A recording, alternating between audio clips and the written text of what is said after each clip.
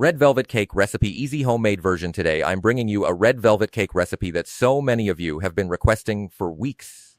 This one is beginner friendly, made with simple pantry ingredients, and doesn't require any fancy equipment, just a hand mixer or even a whisk and a bit of elbow grease.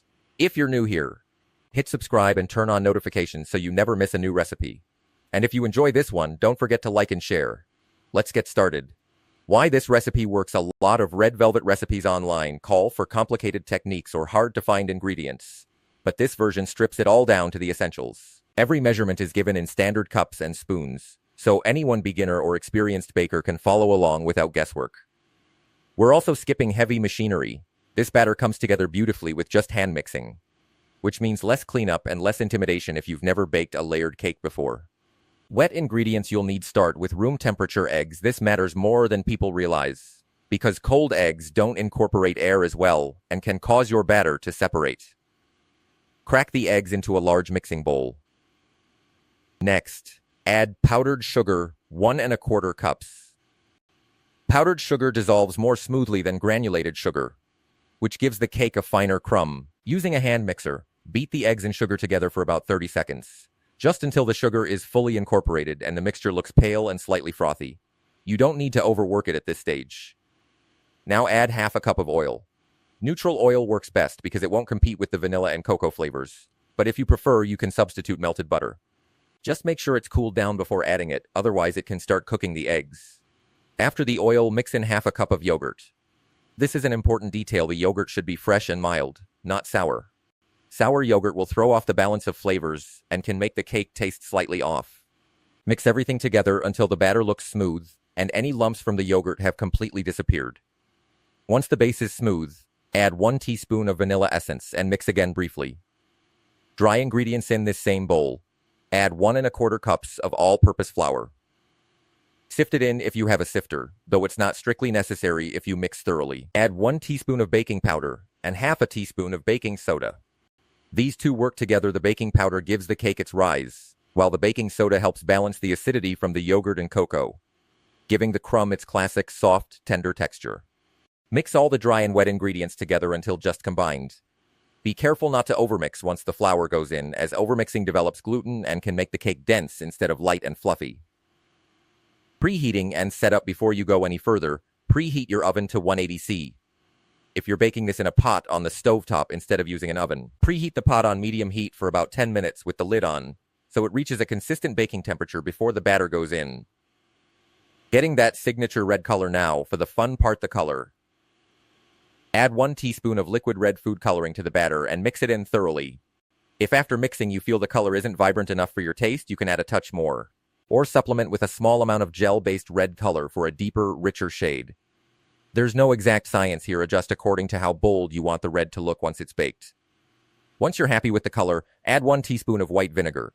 This might sound like an odd addition, but vinegar reacts with the baking soda to create extra lift, and it also helps intensify the red color while balancing the flavor. Mix this in gently. Finally, add the melted, cooled butter last. This should always go in at the very end, similar to how you'd finish off a cheesecake batter.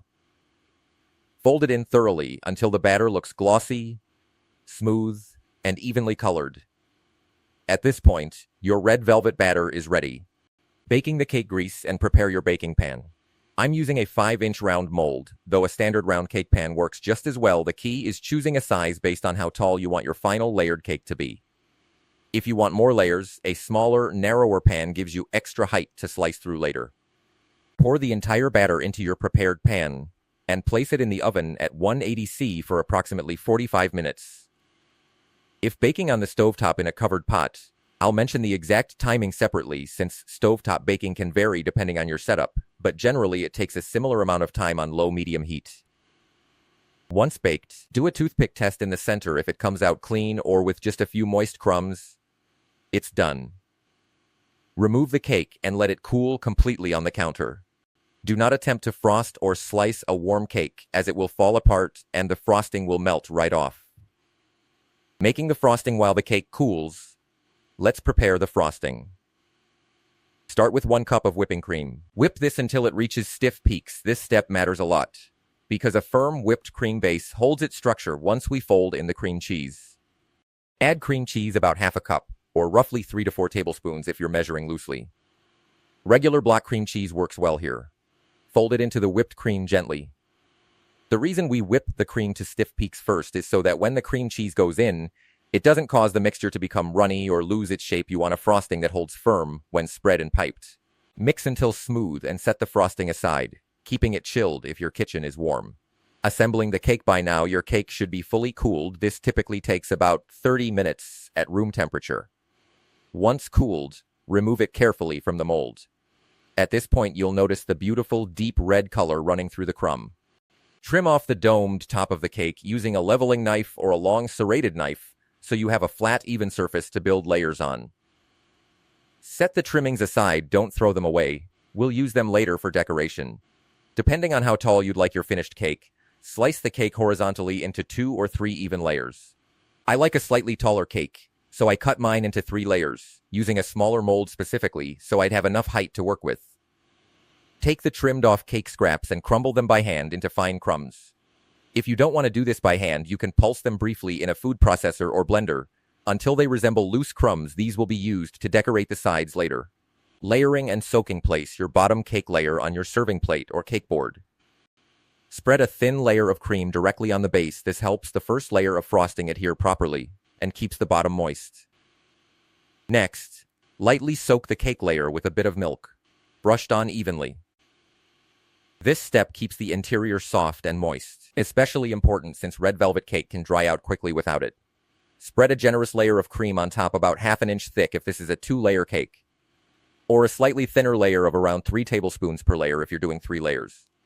This is really a matter of personal preference. Adjust according to how much frosting you like between each layer. Place your second cake layer on top and repeat the same process. Soak it lightly with milk, then spread another even layer of cream. If you're doing a 3rd layer, repeat once more. Crumb coating. Once all the layers are stacked, use a bench scraper or palette knife to smooth out any cream that's pushed out from the sides, spreading it evenly around the cake. This is your crumb coat, a thin layer that seals in loose crumbs before the final coat goes on. Take a bit more cream and continue coating the sides evenly. Don't worry if you see a few red crumbs mixing into the white frosting at this stage. That's completely normal for a crumb coat and won't show in the final result, since we'll be adding crumb decoration over it anyway. Once the sides are fully covered and smoothed, move to the top of the cake. Spread a layer of cream evenly across the top, using an offset spatula or a bench scraper to smooth it out from the center outward. Use the excess cream that spreads over the edges to help smooth the top edge where it meets the sides. Decorating the cake, take the reserved cake crumbs from earlier and press them gently onto the lower half of the cake sides. Working your way around, you can cover just the bottom half for a classic look, or go all the way around and coat the entire side in crumbs if you prefer a fully rustic, textured finish. It's completely up to your taste. With any remaining cream, pipe small decorative drops or swirls around the top edge of the cake in a circular pattern. Finish by piping a bit more cream in the center as a final decorative touch. Finally, sprinkle a light dusting of the reserved crumbs over the top, just enough to add texture without covering the entire surface. Chilling and serving once fully decorated.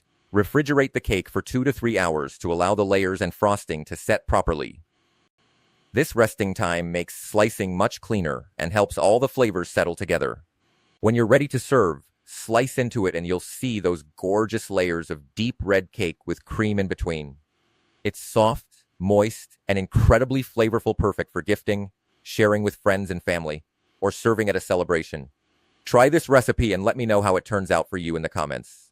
If you enjoyed it, please subscribe, like, comment, and share this with your friends and family. Feel free to share pictures of your finished cake on Instagram and tag me. I'd love to see your results.